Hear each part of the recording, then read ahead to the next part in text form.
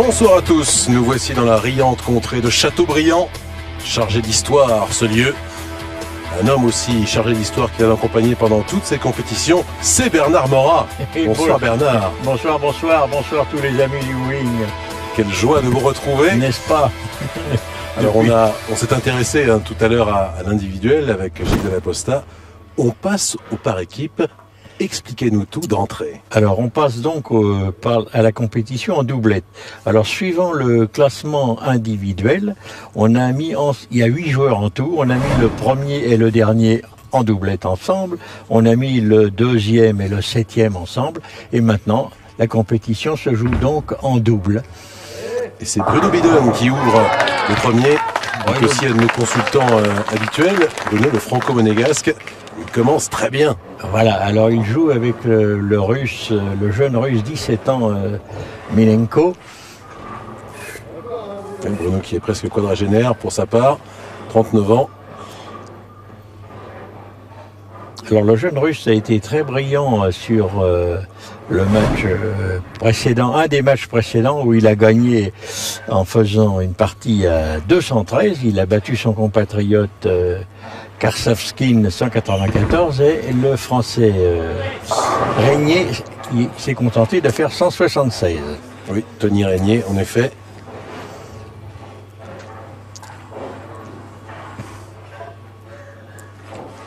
Alors en double là je pense que ils vont jouer selon le système que l'on appelle le Becker System, c'est-à-dire que un des deux joueurs joue la première frame et le deuxième joue la deuxième, et ainsi de suite.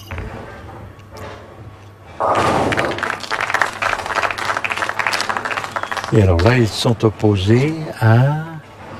Celui-là, c'est Phil Hulst. Oui, qui fait équipe avec Bruno Bidon. Ah oui, tout à fait. Alors que Minenko, lui, fait équipe avec le Suédois Eklund. Exactement. Denis Eklund. Le voici, Phil Hulst. Presque aussi jeune que Minenko, 21 ans, le néerlandais.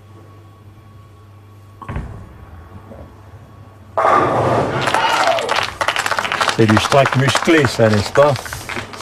Ça renvoie tout de suite. Et Eklund, là, qui vient d'échouer en finale individuelle de 2 quilles, 257 à 259 devant l'anglais Matt Miller. Lui aussi est doté d'une boule particulièrement efficace. Alors à votre avis, avec toute votre expérience, quand on a échoué comme ça de 2 quilles, est-ce que la satisfaction prédomine ou ça peut vous plomber aussi pour la compétition qui suit d'être passé si près d'une belle victoire? À leur niveau et vu l'enjeu de la compétition, c'est une compétition où on gagne des médailles. Hein. Il n'y a pas 20 000 $ au premier et 10 000 au second. Non, là... c'est un beau match, je respecte les deux, 257-259, ça aurait pu être exactement le contraire. Ouais, donc il sera plutôt boosté par sa deuxième place tout à l'heure. Voilà, il aura envie de prendre sa revanche.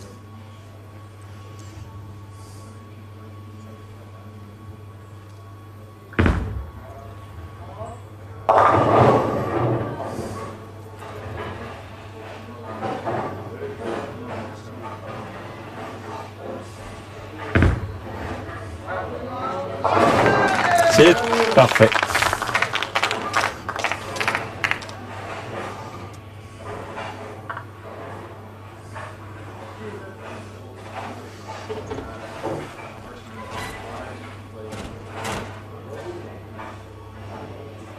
Alors cette compétition a été organisée de toutes pièces et c'est la première fois, on espère qu'elle va devenir annuelle. Ça se fait sur invitation et il a un but promotionnel. Alors pour la promotion, évidemment, il faut remercier Eurosport 2 parce que sans ça, vous voyez, le public n'est pas, c'est pas la foule, hein, ça remplit pas un stade. Oui, sûrement moins que devant la télévision. Ah, la télévision, ça c'est autre chose.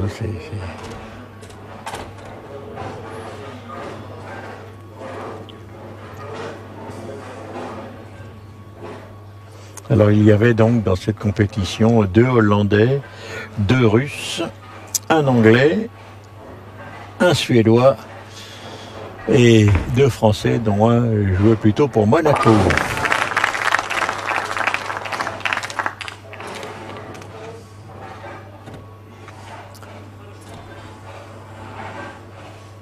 Beaucoup de boules sur la machine qui a retour de boules là, pour 4 joueurs, oui.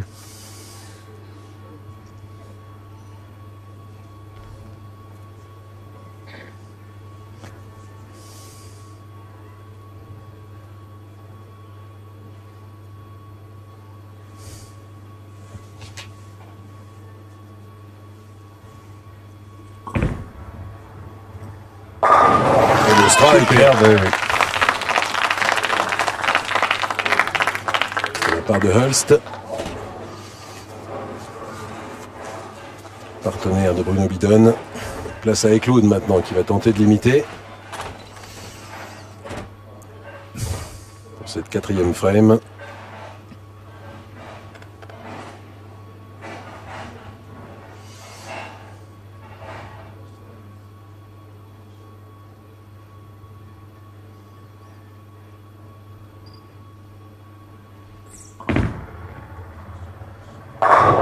Magnifique.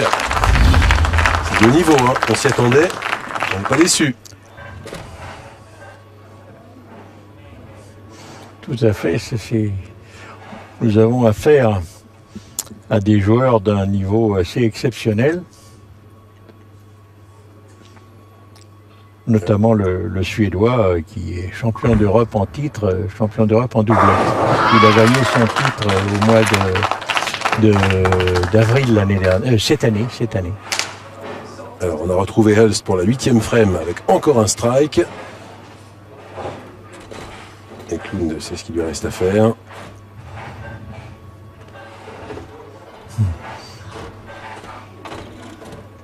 Il a toujours sa gestuelle, il essuie soigneusement sa boule, il passe la main sur sa semelle, et alors il commence par prendre sa boule légèrement sur le côté, pour finir il la pose bien à plat dans la main, et c'est vraiment toujours la même chose.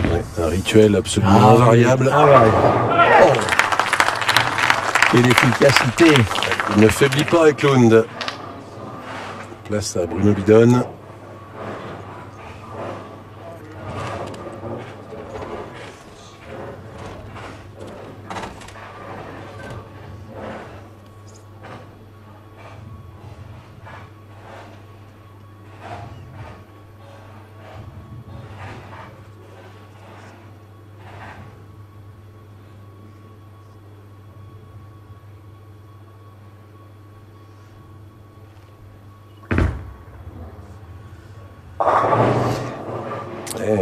Là, c'est raté.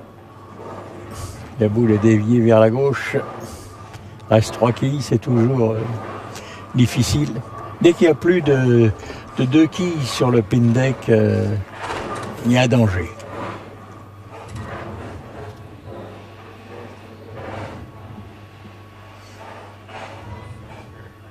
Mais néanmoins, c'est nettement moins difficile que de transformer un split.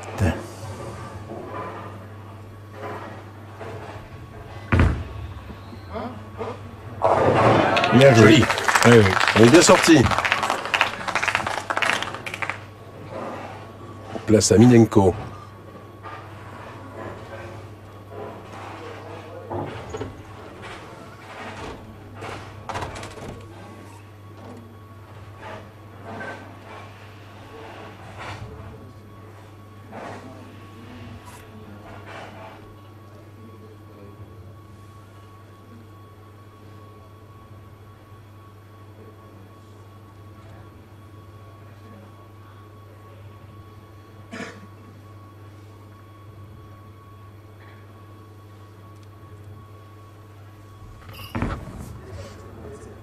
Il part dangereusement, on revient. Bel effet, mais quand même, le voilà qui va devoir transformer un split, peut-être justement. Et oui. Nous montrer s'il en est capable, de Benjamin, de cette doublette, avec ses 17 ans. Là, c'est vraiment... ça s'annonce difficile.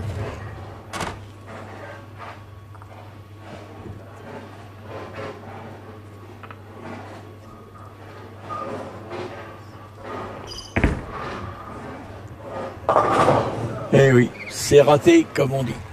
Là, je pense que c'est Holst Bidon qui vont remporter ce premier match.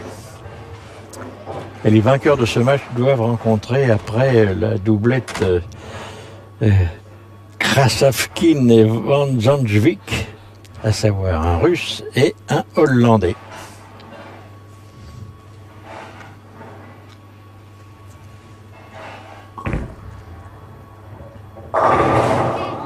Et le messager n'a pas fait son travail, n'a pas fait tomber la quille numéro 10.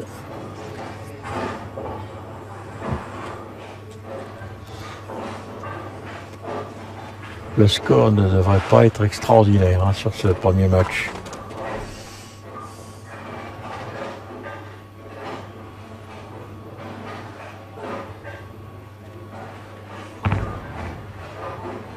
Ouais. C'est bon quand même. Oui, il s'est fait peur. Il n'y avait rien de trop, comme on dit. Oui. Et il a prouvé qu'on ne pouvait pas fermer le split 7-10 en passant par la droite. Ils s'en sortent bien. La paire franco-néerlandaise.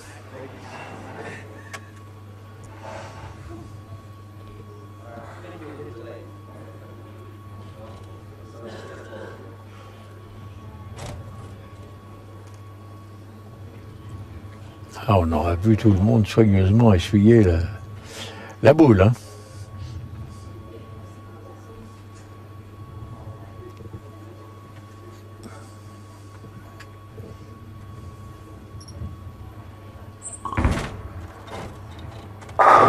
Voilà. Strike.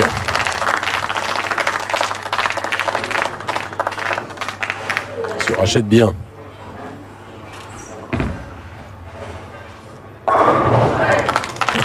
Et Claude ne faiblit pas. Toujours un métronome. Même si on l'a vu commettre une toute petite erreur tout à l'heure, mais c'est vraiment du détail. C'est surtout Minenko qui a fauté. C'était forcément un peu le maillon faible de la doublette.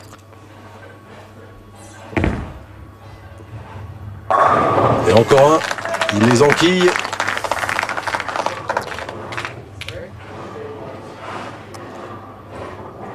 Le nombre de boules est impressionnant sur le rebond de boules. Pour 4 joueurs, il y a 10 boules et il vient encore d'en prendre une autre qui est à côté. Ça fait envie, hein. Ah, c'est un oui, luxe. Là, c'est Noël avant l'heure. Oui, là, il y a tout le matériel qu'il faut. Mais le tout, c'est qu'il faut y croire à sa boule.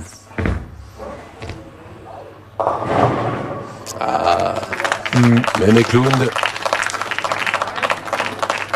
peut fauter et faiblir. La victoire de Holst Bidon pour ce premier match. On se retrouve juste après la petite pause. A tout de suite.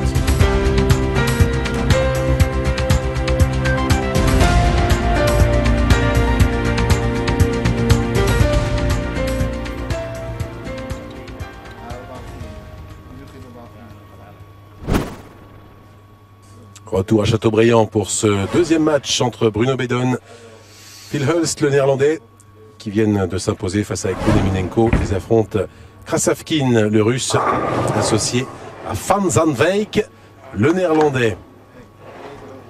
On a vu le russe ouvrir les débats. Victor Krasavkin.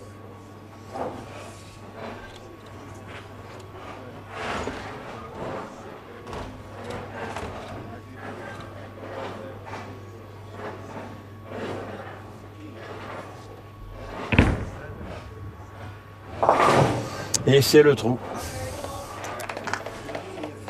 Mauvais départ. Ah oui, ça, pour le moins. Qui va servir tout de suite les intérêts de Bruno Bidon. Holst Bidon ont gagné le premier match 174 contre 164 pour Minenko et Klund. Oui, ça fait un gros écart quand même à l'arrivée. Oui, Dicky, mais c'est surtout le niveau qui, par rapport au match précédent où on a vu l'anglais faire 259 et Klund 257, et puis là aussi le départ est très mauvais. Le niveau vous déçoit un petit peu pour l'instant dans ces doublettes. En doublette, oui. Il faut enchaîner, c'est jamais facile. maintenir aussi cette qualité de concentration.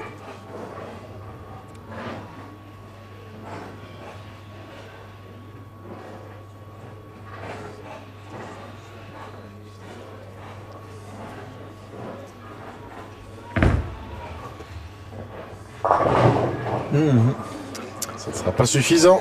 Et non.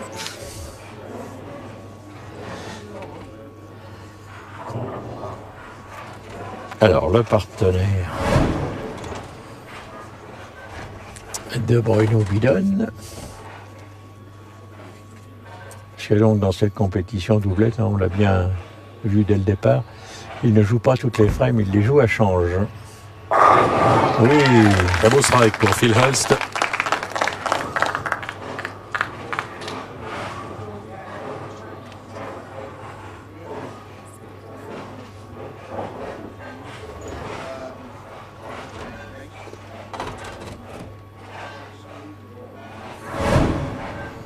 Dwayne Van Zandwijk, prononciation certifiée.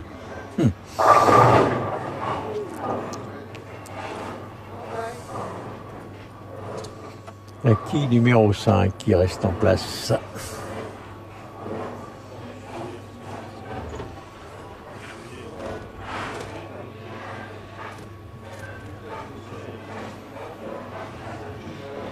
Et on dit dans notre jargon que toute boule qui laisse la quille numéro 5 est une mauvaise boule. C'est qu'il lui manque quelque chose. Et voilà. Elle n'existe plus. Un petit point d'avance pour l'instant pour Van Zandwijk et Krasavkin. Et on passe directement à la 5e frame.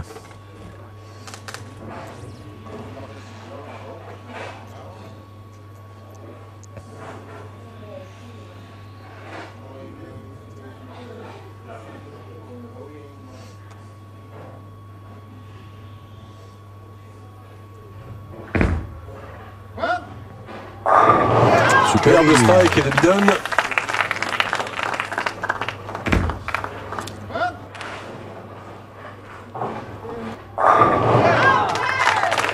Parfait.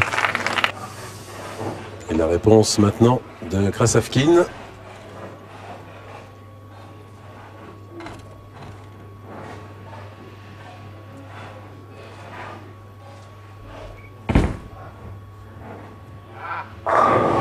Il y a une qui traîne.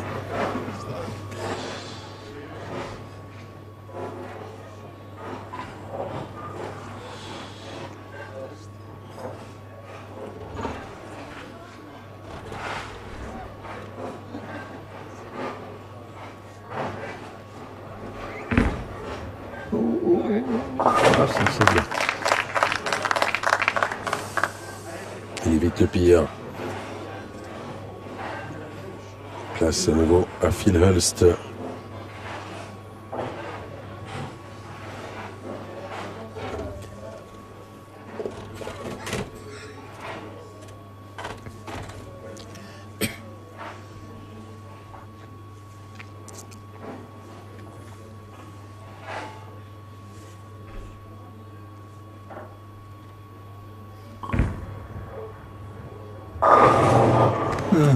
Décidément, cette quille numéro 10 est en représentation, mais c'est souvent le cas.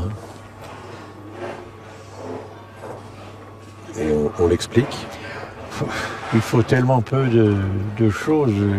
L'arrivée de la boule dans la poche 1-2, entre les quilles 1 et 2, que la boule est légèrement à droite, légèrement à gauche, et puis cette quille reste là. Normalement, c'est la quille numéro 6 qui bascule et qui la fait tomber. Mais si la boule est trop pleine ou trop fine, la quille 6 s'en va directement dans la rigole sans toucher la quille numéro 10.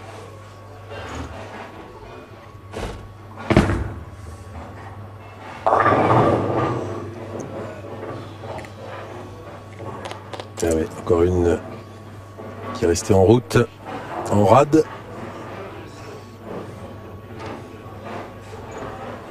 Alors Hulst tout à l'heure sur compatriote avait sauvé la mise. Van Zandwijk lui aussi. Parce que pour l'instant ils sont à cette frame 6 menés le russe et le néerlandais. Et surtout maintenant. L'erreur. Oui, surtout maintenant. Vous voyez, 13 points entre Hulsbiden et Van Zandwijk Krasavkin.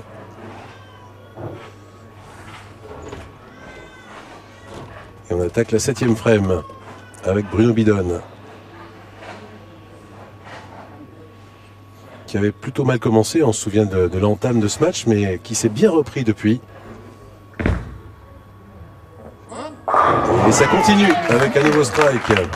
Alors là, on devrait avoir un bon total sur le match, sur ce match-là. Le précédent, 174 à 164, c'était à limite, mais là, je pense qu'on va dépasser les 200 pour les vainqueurs, à savoir Hulst et Bidon, qui semblent bien partis, parce qu'avec le trou à la 6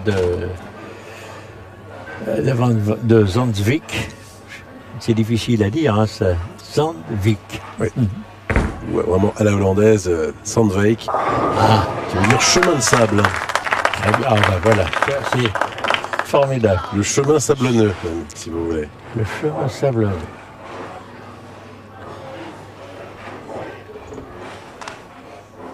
Et Hulst, on sait, non? Non, c'est plus indéterminé. Pas de signification. En tout cas, ce Phil Hulst est un bel athlète. Hein. Il est tout à fait athlétique. Et un nouveau strike pour lui. Il forme vraiment une belle doublette avec Bruno Bidon.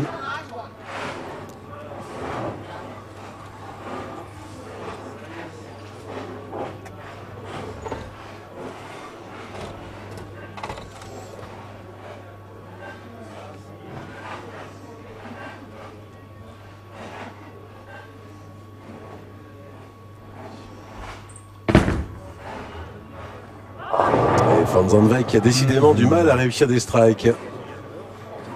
Il reste toujours une ou deux traînées. Tout à l'heure, ça lui a coûté un trou, carrément. Et là, on le voit frustré. Ouais, mais comme il ne réussit pas, il essaye il change de position de pied et de point de départ et il cherche là, il cherche. Oh. Ouais, cette fois, il évite le pire. Ouais, l'écart quand même se creuse. Il reste 2 frames à jouer, si j'ai bien vu. Magnifiquement. On attaque la 9 en effet avec Bruno Bidon.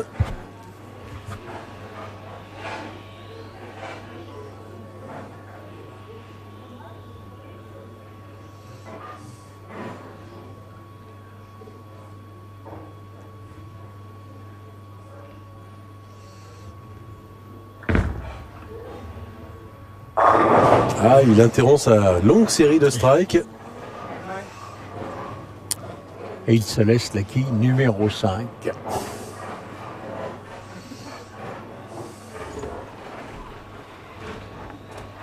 Il y a vraiment beaucoup de boules sur le rebond de boules. Plus que sur un sapin de Noël. Il a le choix, mais alors, l'embarras.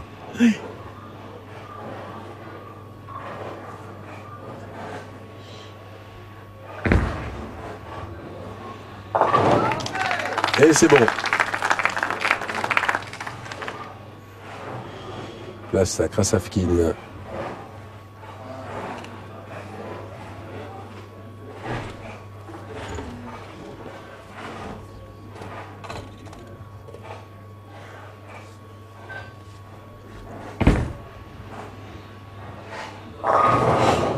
Ah oui, strike à la 9.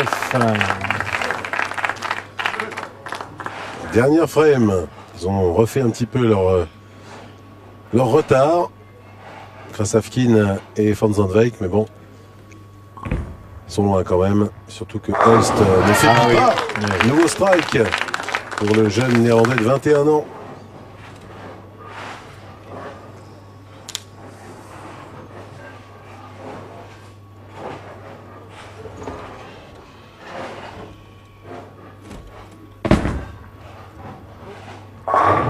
Ah, ça va lui faire du bien, Van Zandwijk, enfin un strike.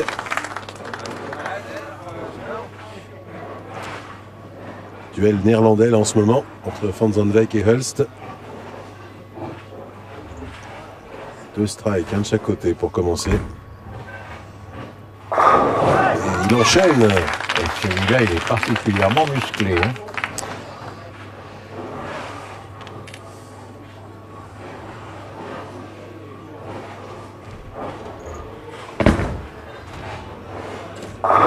Et bien aussi, enchaîne. Finit fort. Hein. Oui. La finale est nettement plus spectaculaire que le début de cette partie.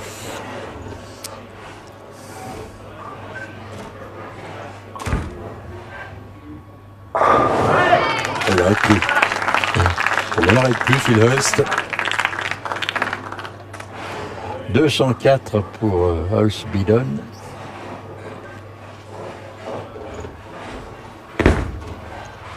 Peut-être un strike encore. Eh non.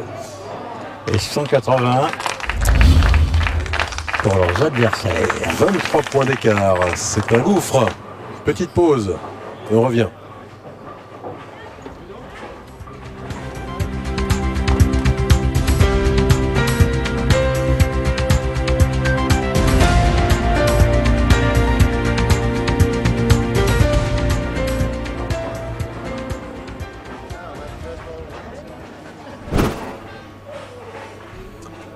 Retour à Châteaubriand pour la finale avec Bruno Bidon et Phil Hulst, la paire franco-néerlandaise opposée à une paire franco-anglaise, Tony Régnier, associé à Matt Miller, l'anglais.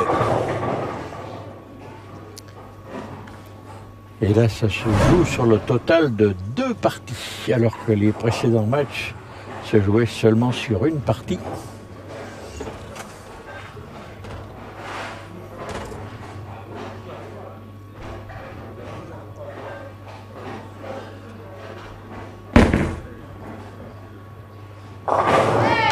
Bien joué, hein. C'est pas facile.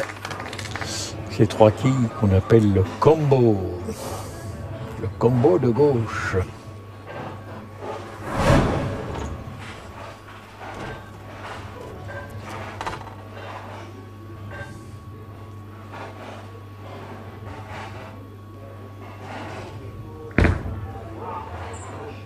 Oh là! Ah oui.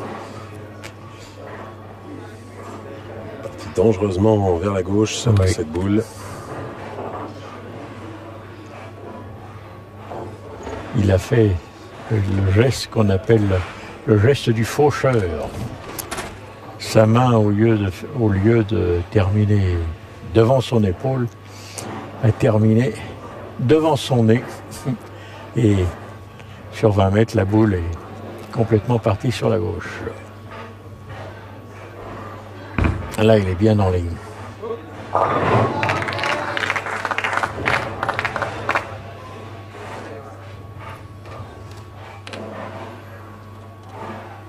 Et voici donc Matt Miller. Qui a gagné tout à l'heure la finale individuelle. Oui, au dépend des Clowns. En faisant 259. Une grosse ligne, hein, 259. Grand respect.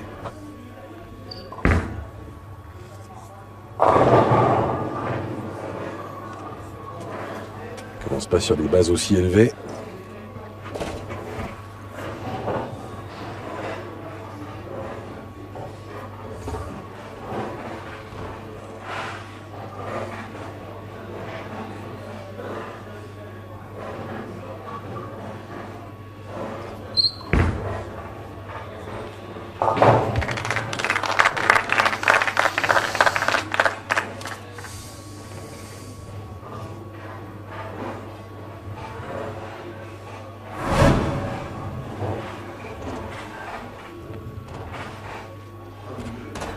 Alors, il avait fini son 2e match avec une série impressionnante de strikes. Et il est sur sa lancée apparemment, Phil Hulst. Joueur très constant. Ça prend toute petite avance, ça donne une petite avance à son équipe. Mais évidemment, Rien de définitif, on n'est qu'à la deuxième frame.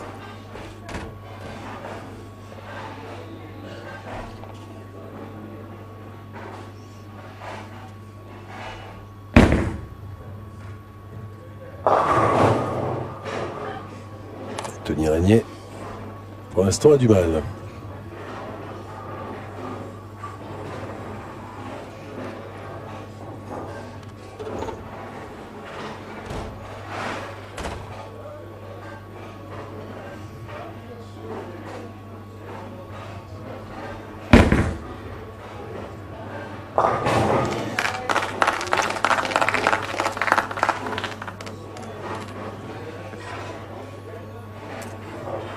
Et Bidon et Holst en pleine discussion technique, position des mains.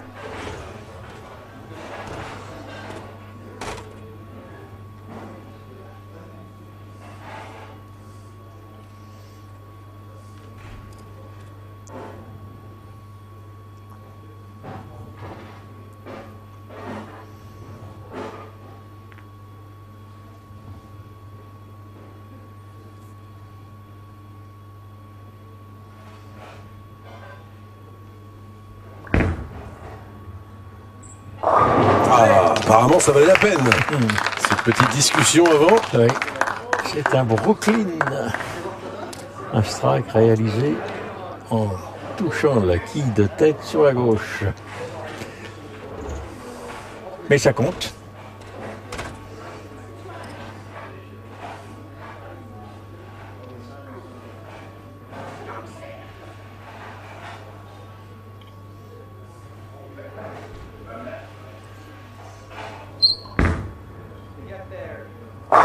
Et oui, McNeely reprend les bonnes habitudes. Strike pour lui aussi.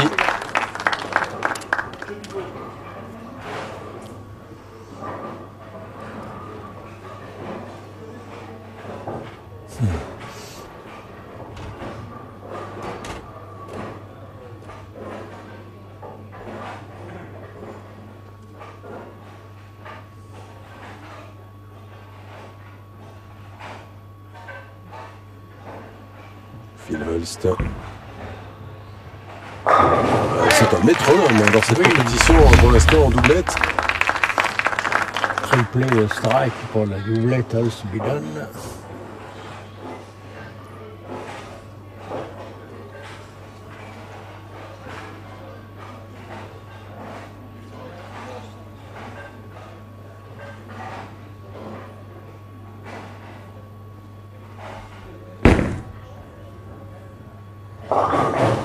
Et vraiment, Tony Régnier est en difficulté pour l'instant. Tony Régnier qui s'est retrouvé là parce qu'il a remplacé un peu au pied levé, je crois, un Anglais qui n'a pas pu venir au dernier moment. Et comme on l'a tous remarqué, c'est le seul gaucher du groupe. Et bien joué, ça manquait peu. Manquait peu. Ça chambre ou quoi? Ça taquine?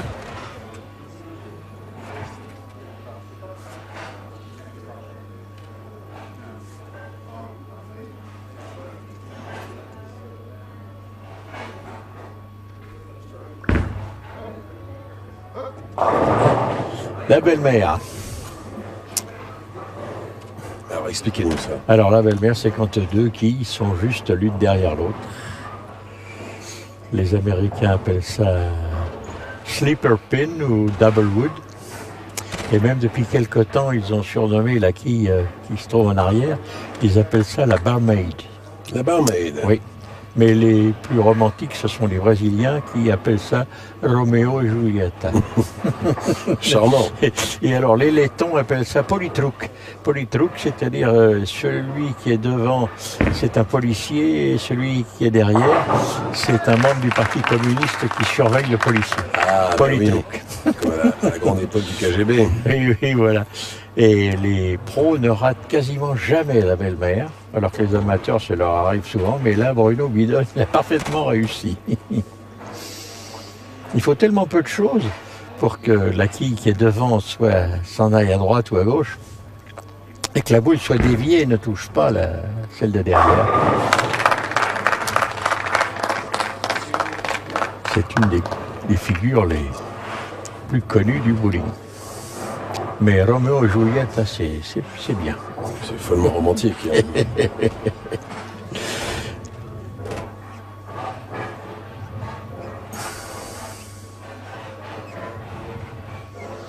En allemand, c'est Schwiegermutter, ça c'est nettement moins poétique. C'est aussi belle-mère. Oui, c'est aussi belle-mère. Schwiegermutter.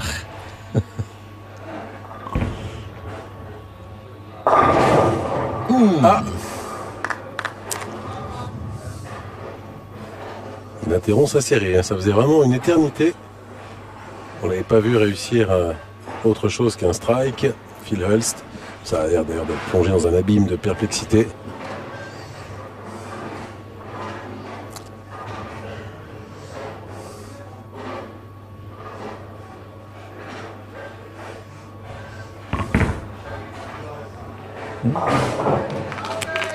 Belle trajectoire, bonne prise de vue. Alors 127 à 93. 93,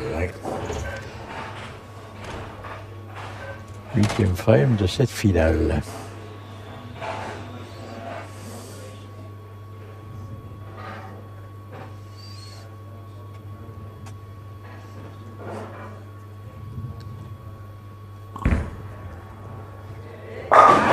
Phil Hulst qui reprend sa marche en avant. Imperturbable ou presque.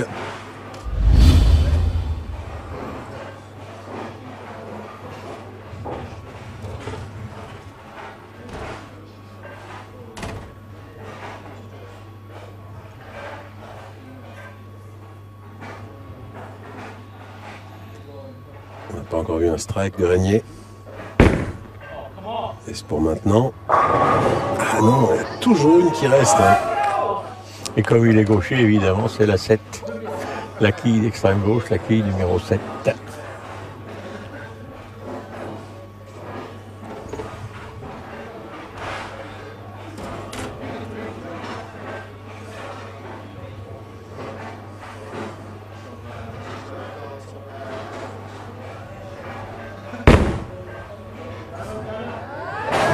Oh là là. Eh oui, elle l'a passé en revue.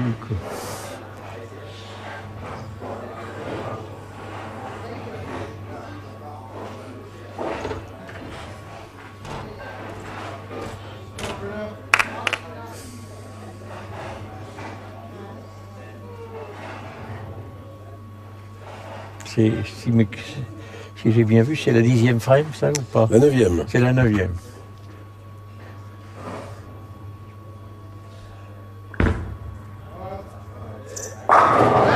Et un strike pour Bruno Bidon qui augmente encore l'écart. Strike à 9. Important. Crucial.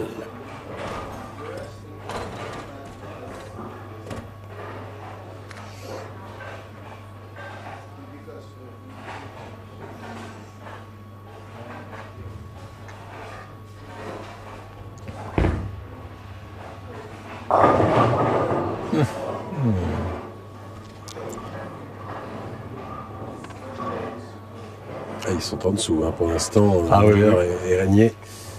Hulst, Bidon sont en train de remporter ce match. Il y a encore une ligne derrière, mais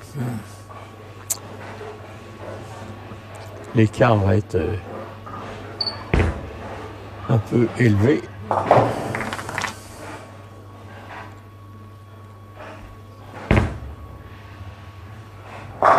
Oui, un strike pour Miller. Ça fait toujours du bien. Avant Phil Hulst.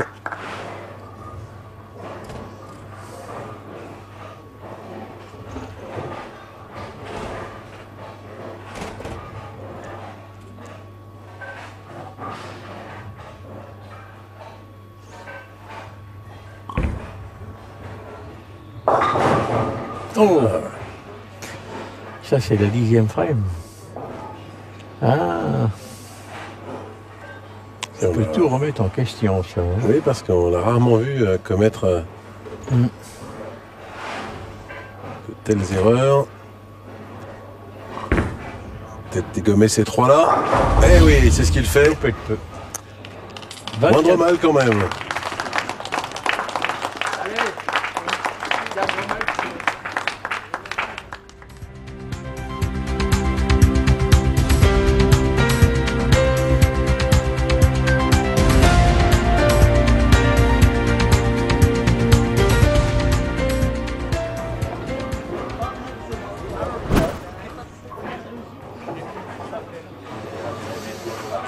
Au moment d'attaquer cette deuxième ligne de cette finale à Châteaubriand, l'équipe franco-néerlandaise Bruno Bidon, Phil Hulst, Bruno qui représente aussi Monaco, eh bien, compte 24 points d'avance, 194 à 170 sur la doublette Tony Reynier, Matt Miller.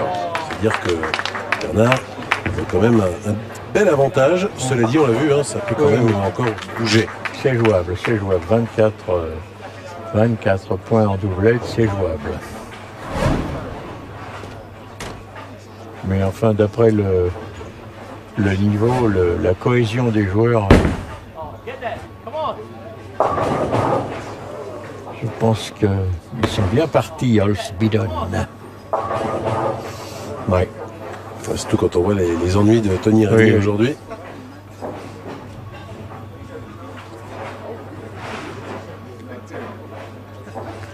The Big Four. Cette figure s'appelle le Grand 4. C'est extrêmement difficile.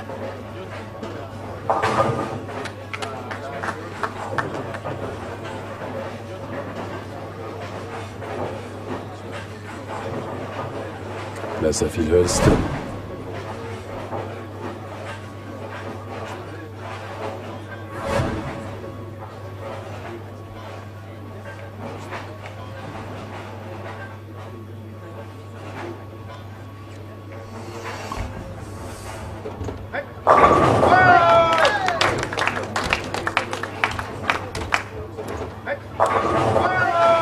Joli.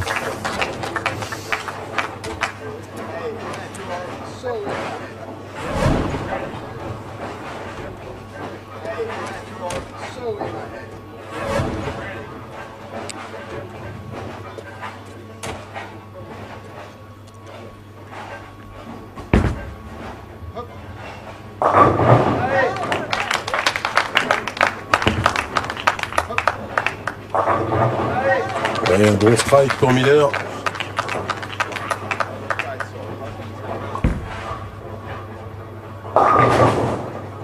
On se retrouve à la 8e frame maintenant. Phil Hulst. Figure difficile. 3 quilles à droite. Figure redoutée des professionnels. On s'en laisse facilement une ou deux là-dessus.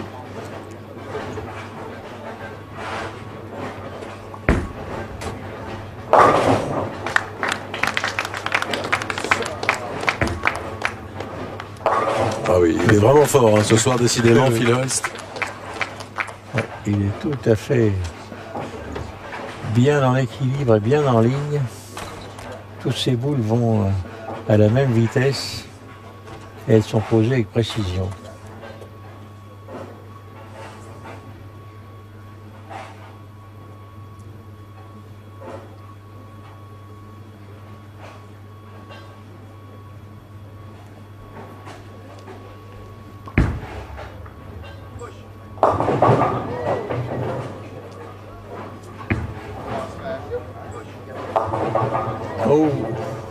Oh là.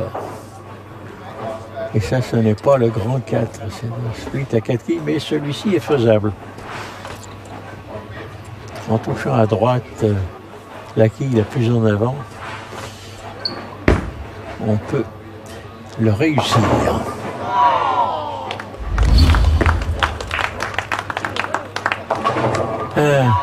Manquait peu de choses. Ah ouais, non mais même Miller, là, il est plus tellement dedans. Vous voyez l'écart énorme. Ah, l'écart est énorme, oui. Dans cette deuxième ligne, parce qu'il y a déjà eu 24 d'écart dans la première, en faveur des mêmes, la même doublette, à savoir Bruno Bidon et Phil Hulst, pour cette Bowling Promotion Cup 2011 à Châteaubriand, qui leur paraît désormais promise.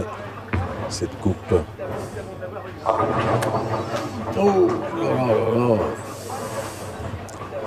Ça c'est un split vicieux. 2-8-10.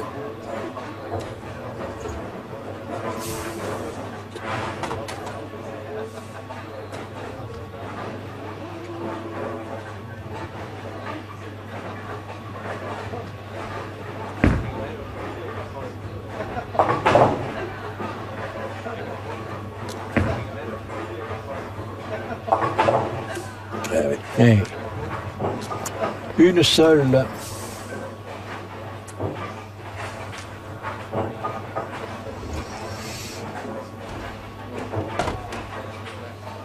Alors, Tony Régnier.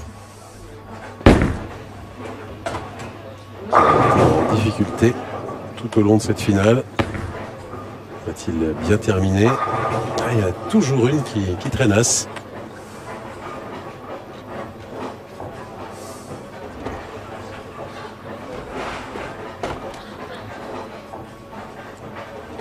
Hormis Bruno Bidon qui est vraiment de loin le vétéran avec ses 39 ans, ils sont tous de la même génération. Les trois autres, Phil Holst 21 ans, Tony Régnier 24, Matt Miller 22.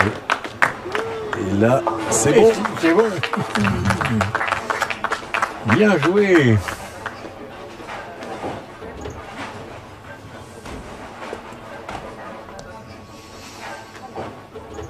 On va passer à la 10e frame, la dernière, avec Phil Holst pour démarrer, histoire de maintenir encore cette avance.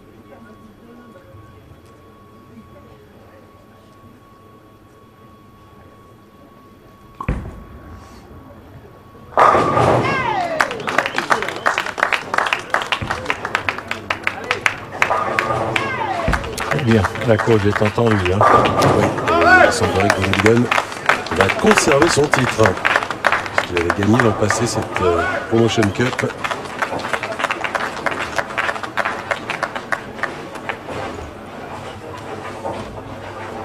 Ça ne semble effectivement plus guère faire de doute. Et de façon déprimante pour les adversaires d'enchaîner les strikes.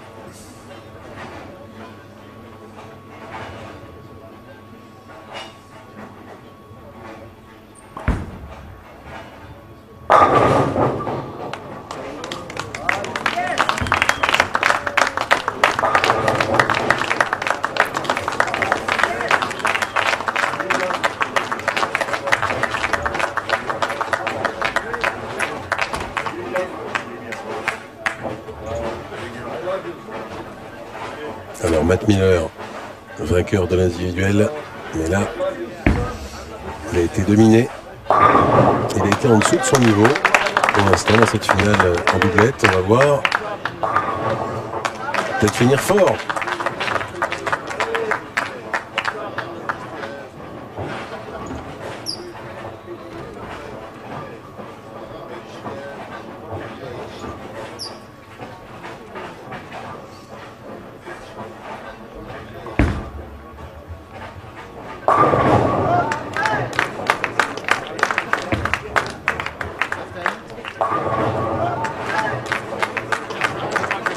Superbe strike à nouveau pour Miller.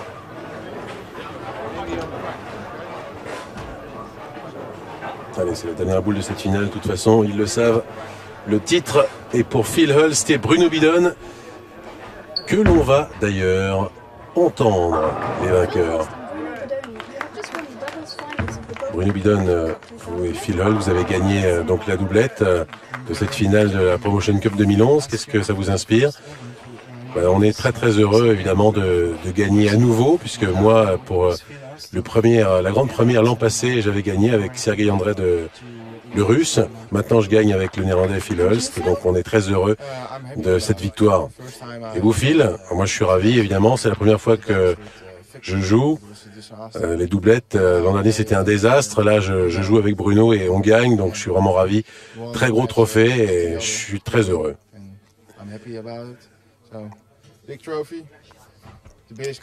Eh bien merci, merci surtout à Bernard Morat pour votre aide très précieuse. Oui. Au revoir et à vos pistes. À vos pistes.